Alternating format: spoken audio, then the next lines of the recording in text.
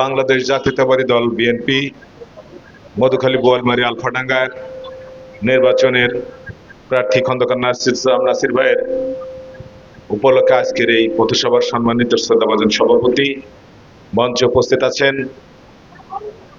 মধুখালীর গর্ব, মধুখালী মাটি ও মানুষের দুর্দিনের কাণ্ডারি এবং একজন মধুখালীর সর্বোচ্চ দানবীর, যার উন্নয়নের ছোঁয়া মধুখালীতে মসজিদ, মন্দির, গির্জা, প্যাগোডায়, মাদ্রাসা, গোরস্থানে নাই, এটা কেউ অস্বীকার করতে পারবে না।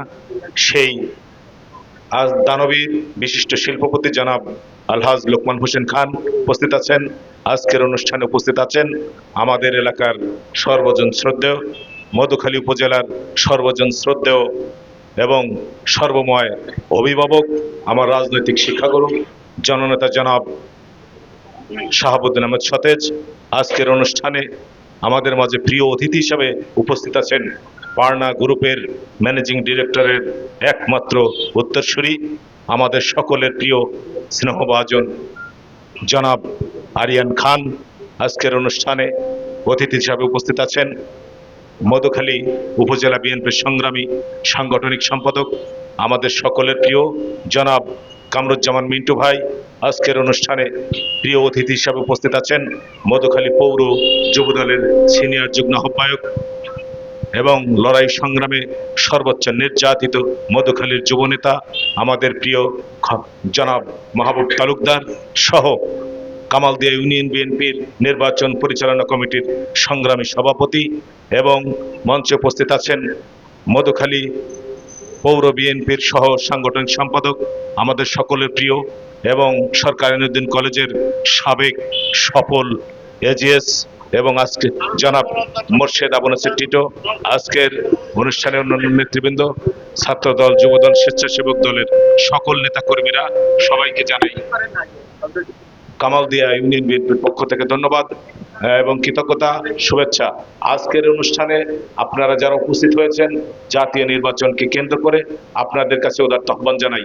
আমাদের সাংগঠনিক যারা নেতাকর্মীরা আছেন তারা অক্লান্ত পরিশ্রম করছেন।